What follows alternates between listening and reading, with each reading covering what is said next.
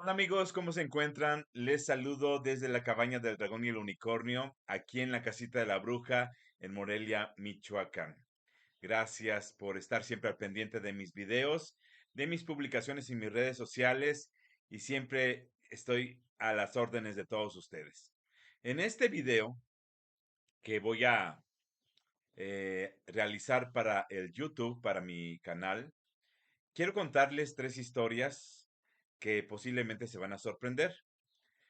A lo mejor mucha gente no me lo va a creer y no espero que me lo crea, pero tómenlo como algún cuento de fantasía y listo. Pero para aquellas personas que sí creen en este fenómeno que les voy a platicar, pues sería muy interesante que también me contaran sus historias, porque me imagino que en sus familias les han pasado alguna cosa parecida. Porque obviamente en muchas poblaciones o en muchas circunstancias, a algunas personas les han llegado a pasar situaciones semejantes a las que les voy a contar. La primera de ellas, y estoy contándolas en orden cronológico, le pasó a una familia en una población cerca de Villamadero, cerca de Tacámbaro, pero no voy a decir los nombres de esas familias porque no tengo el permiso de decirlo, pero sé que es verídico lo que ellos contaron y que yo lo supe y lo escuché siendo un niño. Y obviamente las personas que contaron esto que les aconteció no eran personas ni mentirosas, ni imaginativas, ni que les gustaba crear cuentos. Y bueno, les platico qué le pasó a esta familia. Pues la casa de los tíos abuelos de estas personas estaba en una mera esquina y enfrente estaba la contraesquina de lo que sería todo el espacio que abarcaba el templo de ese pueblito.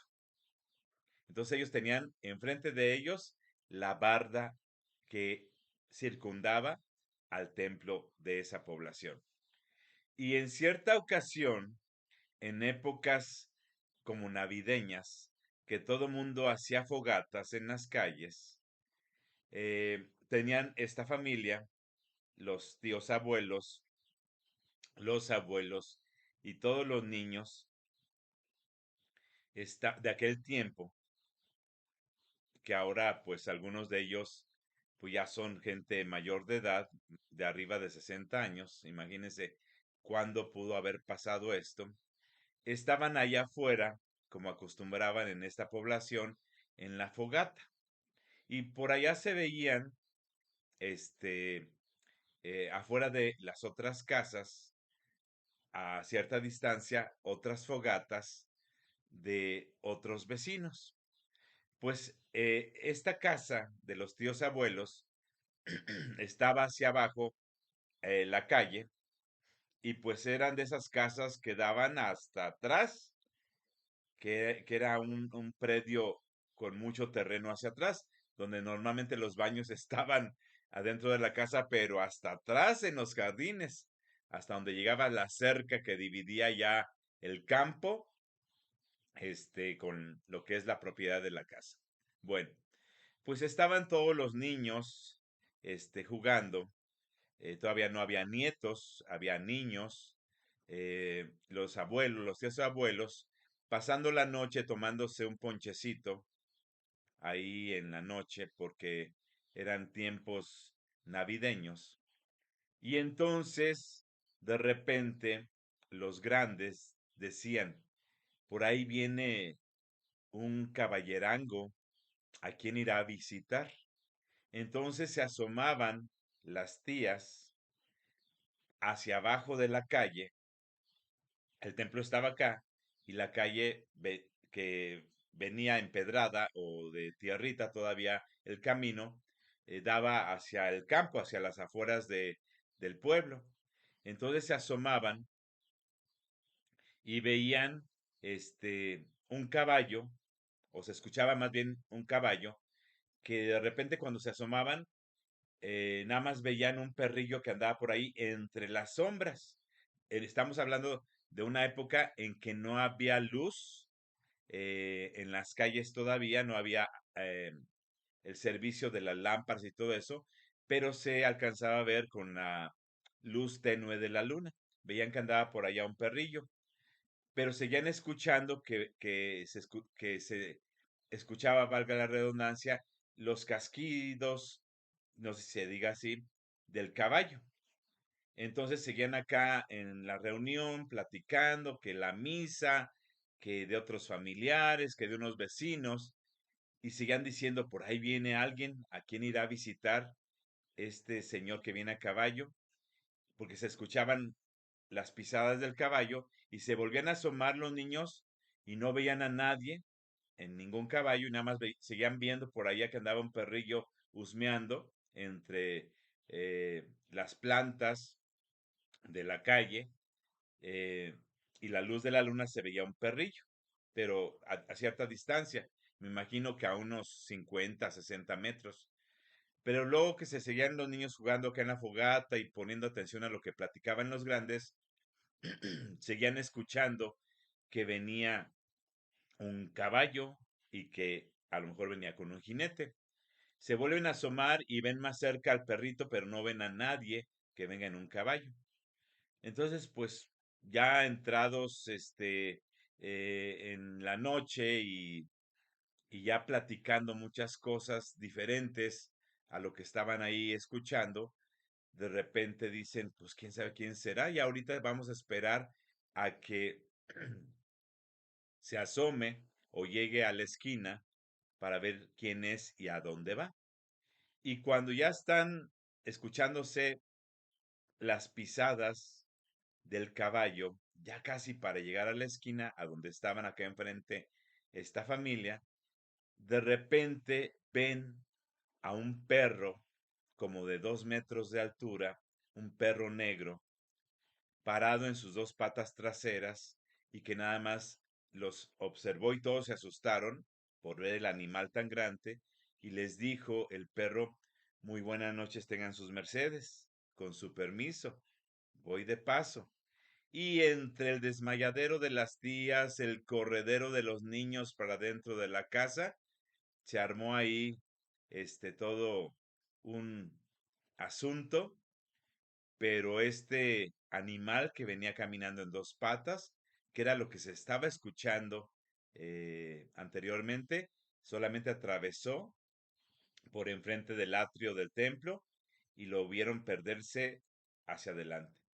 Y les costó un sustazo superarlo por mucho tiempo y era una anécdota de la familia que hoy en día yo podría pensar que fue el encuentro y el avistamiento, no sé si se diga así correctamente, de lo que podría haber sido un nahual, que primero se escuchaba como un caballo y después vieron que era un perro parado en sus dos patas, un perro negro, y que les dijo, buenas noches, tengan sus mercedes, con su permiso, voy de paso.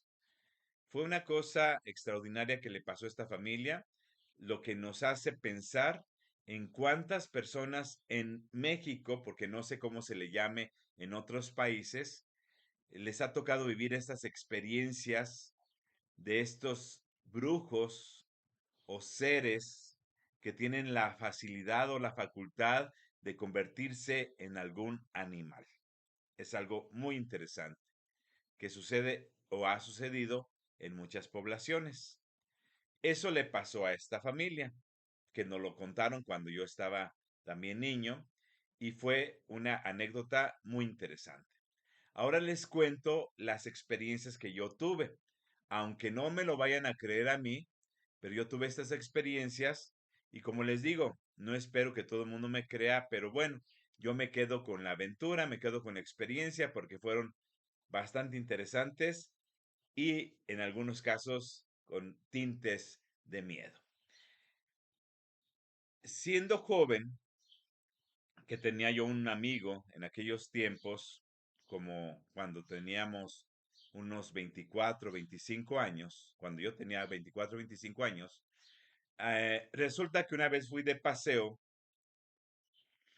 a Ciudad de México para acompañar a un amigo de aquí de Morelia, porque allá tenía su pareja en Ciudad de México y fuimos a pasar un fin de semana allá.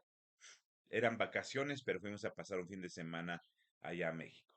Estoy hablando de una época en que no existían los celulares, para que se den una idea. Y entonces, llegando allá, nos damos cuenta que la familia de la pareja de mi amigo pretendían ir a Catemaco porque resulta de que al papá de esta familia le habían diagnosticado gangrena en sus piernas y los médicos ya habían dado la indicación que tenían que cortarse las piernas por este terrible mal que tenía este señor. Pero ellos, según alguien les había dicho allá en Ciudad de México, que conocían a alguien en Catemaco que podría serles de mucha utilidad para curar al papá, porque supuestamente habían descubierto que la enfermedad no era una enfermedad real, sino era una enfermedad puesta.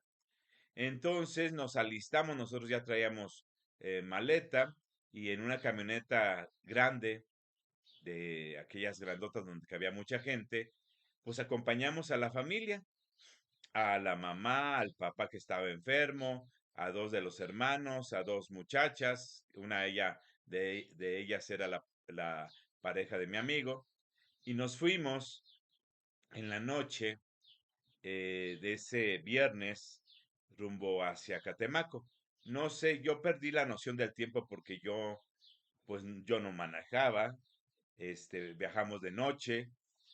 Lo único que sé es que yo me quedé dormido un buen rato del cansancio, porque no había reposado el viaje de Morelia en aquellos tiempos a Ciudad de México.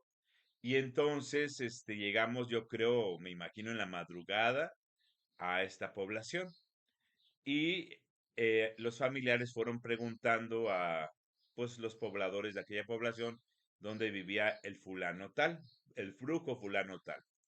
Y ya le dieron las señas y llegamos a una casa muy eh, todavía como de pueblo, donde al entrar por la puerta hay una especie como de patio eh, al principio, al entrar, y había como sillas y banquitas alrededor de lo que era una fogatita, y entonces hacia adentro de la casa era donde atendía el señor.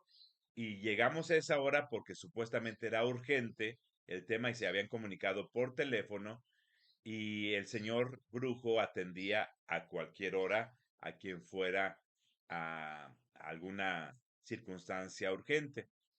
Y entonces, pues nos sentamos mientras todos, el señor en silla de ruedas, y todos estábamos sentados ahí frente a la fogata, alrededor de esa fogata, y entonces sale un niño que nos dice que en un momento más salía su papá, que era el brujo, del curandero, y el niño nos dice, si quieren que les enseñe un truco, denme algunas monedas.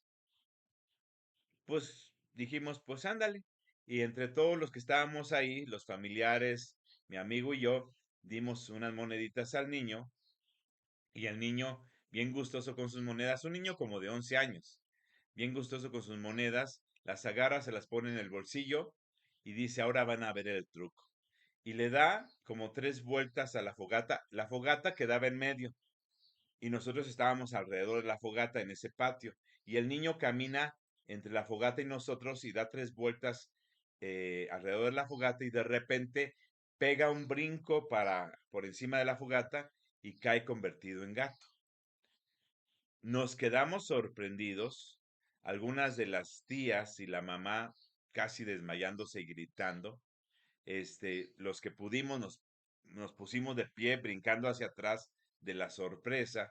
El señor que estaba en la silla de ruedas, pues nada más se quedó ahí sorprendido y asustado. Y entonces el gato ahí andaba entre nosotros, pero nosotros sorprendidos, era un gato pequeño, y después el gato como que vuelve a dar una vuelta alrededor de la fogata en sentido contrario, brinca y ahora cae convertido en niño.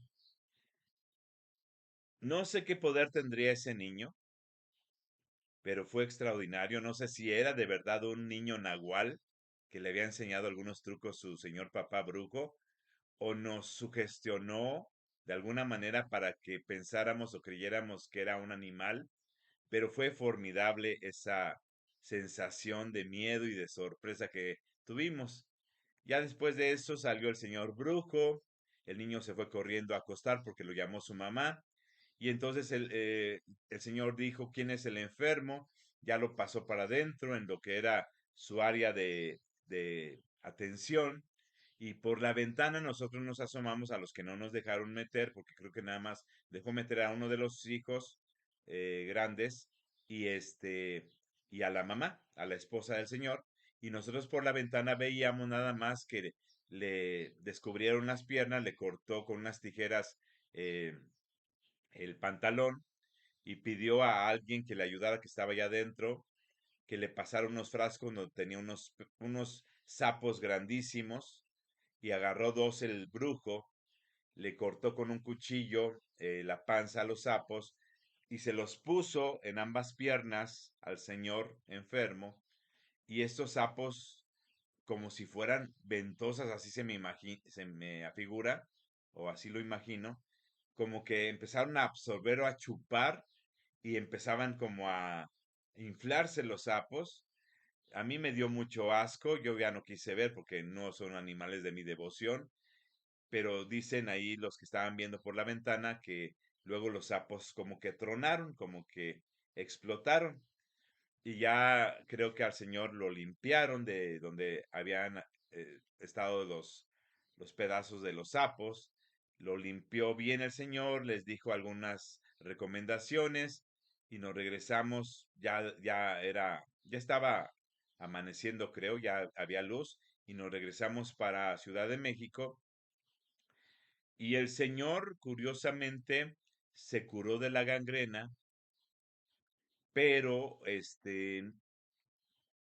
volvió a estar bien de las piernas, se levantó porque sí tenía un mal puesto que le habían hecho a alguien, algún enemigo. No volvió a tener gangrena, creo, por lo que supimos en la historia de esta familia.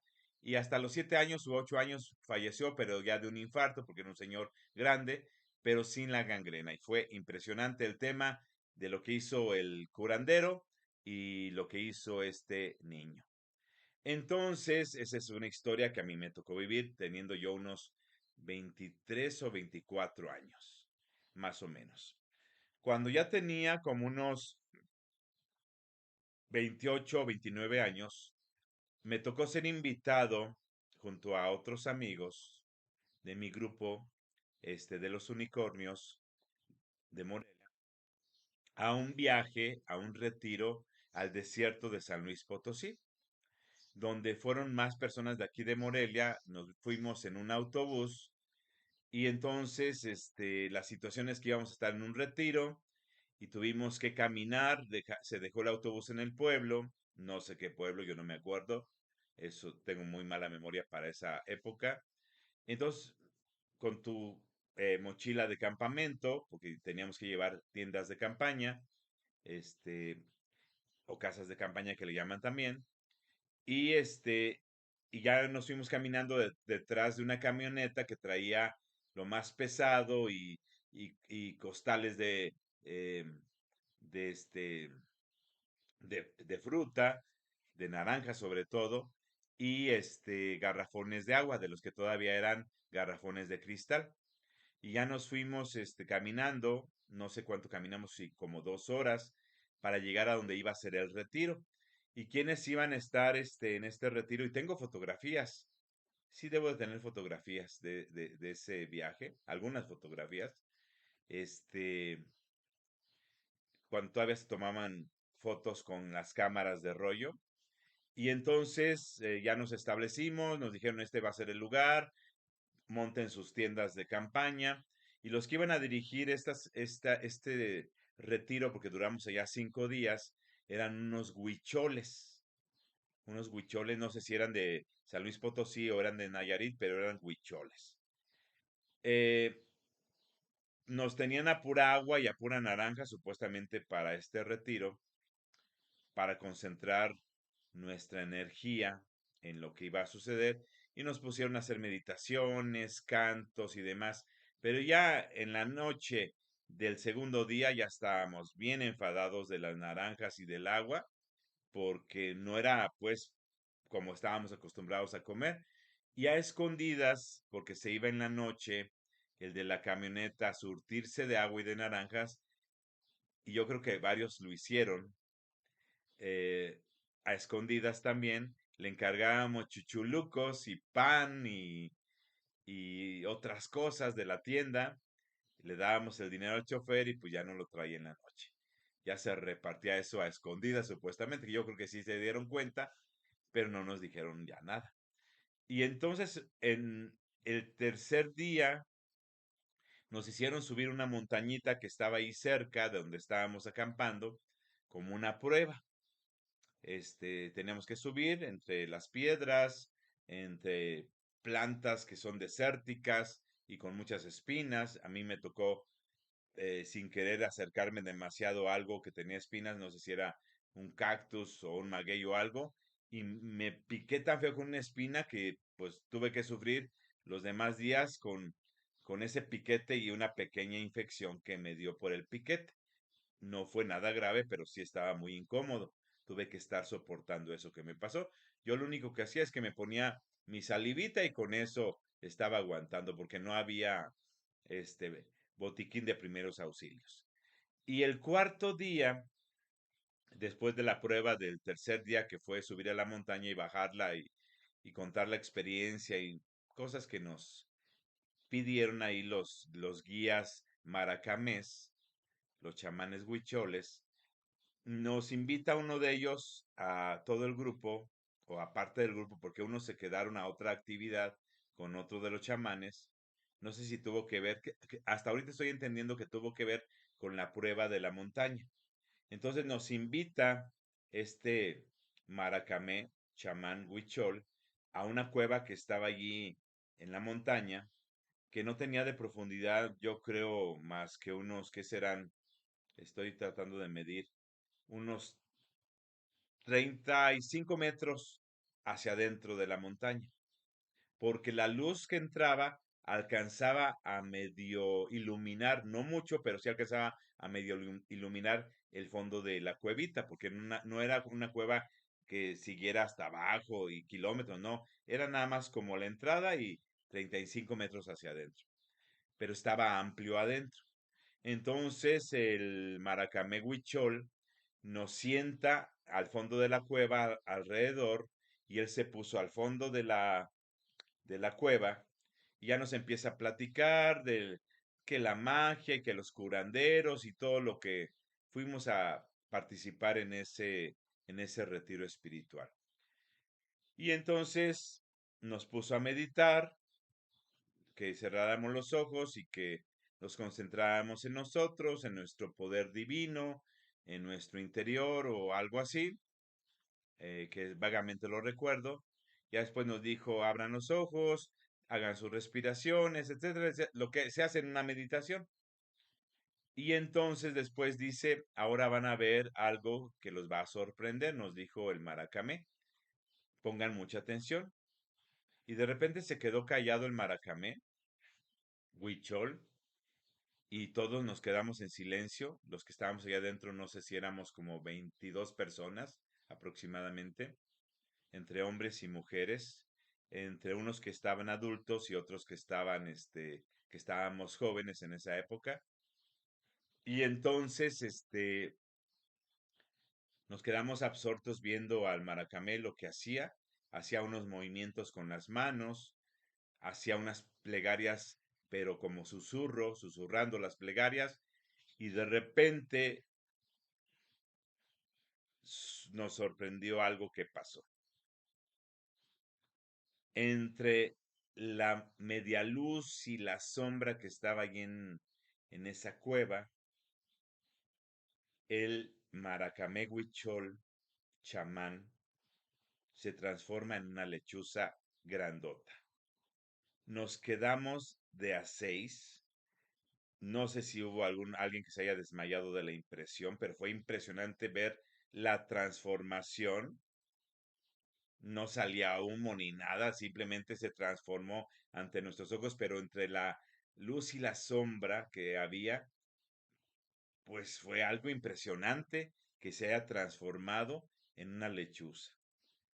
Creo que dos personas, dos señoras se salieron corriendo de la cueva. Nosotros nos quedamos sorprendidos ahí. No sé si era una prueba para ver el poder de esta persona, pero fue impresionante. Entonces pasaron unos minutos, no fue mucho tiempo, el maracamé, bueno, la lechuza que estaba ahí, o búho, no, ya ni sé identificar qué era lo que era, en lo que se transformó, empieza como a aletear y las alas se veían impresionantes, empieza como a aletear y de repente se vuelve a convertir en el maracame, que no era muy alto, era como de 1,60 más o menos de estatura, con su sombrero con plumas y como se visten pues los maracames. Y entonces fue impresionante, este, nos dijo que analizáramos lo que habíamos visto, que si había preguntas, creo que alguno que otro se atrevieron a preguntar sobre este poder de ser nahual, y ya después nos invitó a salir y creo que tocaba ya comer y ya pues teníamos que disimular que estábamos comiendo naranjas y agua nada más, pero ya en las tiendas de campaña teníamos nuestro surtido de chuchulucos y demás cosas que encargábamos en las noches. Y ya el quinto día, ya en la mañana temprano, nada más unas oraciones que se hicieron, una ofrenda hacia el desierto y empezamos a recoger las tiendas de campaña. En mi tienda se quedaron los amigos que iban de mi grupo y empezamos a regresarnos. La camioneta como iba un poco más vacía, porque ya no había los costales de naranjas, y ya venían casi vacíos los garrafones, pusimos maletas o tiendas de campaña y veníamos más ligeros caminando hasta el pueblo y ya abordamos el autobús y nos venimos para Morelia. Fue una experiencia extraordinaria, de verdad.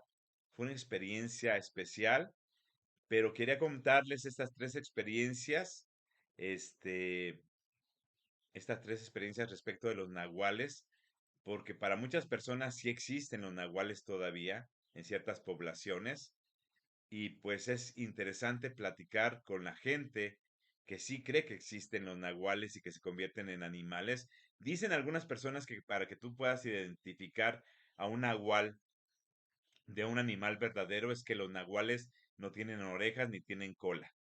Dicen que esa es una de las señales. Pero bueno, estas experiencias me tocaron a mí vivirlas en mi etapa, antes de los 30 años.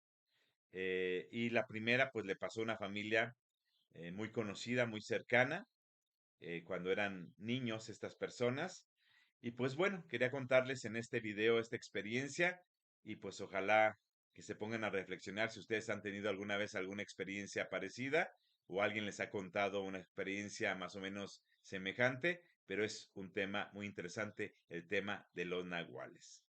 Les recuerdo que estoy en el Facebook como Arturo Tobar Salazar, entre paréntesis Maestro Sato, en una cuenta que tiene más de 21,000 seguidores. No son muchos, pero aún así les pido que tengan mucho cuidado porque hay cuentas que han utilizado fotografías mías y parte de mi nombre, pero son cuentas falsas que tienen muy pocos seguidores, muy poquitos, ni 20 seguidores, pero son cuentas falsas para que tengan cuidado y no los vayan a estafar. Estoy en el Instagram como Chamán Sato.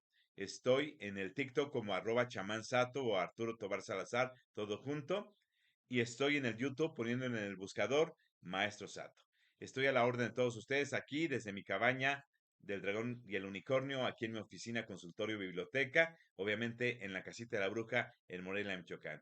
Muchas bendiciones para ustedes y ojalá estas historias que les conté, estas experiencias de vida, les hayan sido útiles para reflexionar acerca del tema de los nahuales. Gracias, gracias, gracias. Muchas bendiciones para ustedes y nos vemos pronto en algún otro video. Bendiciones.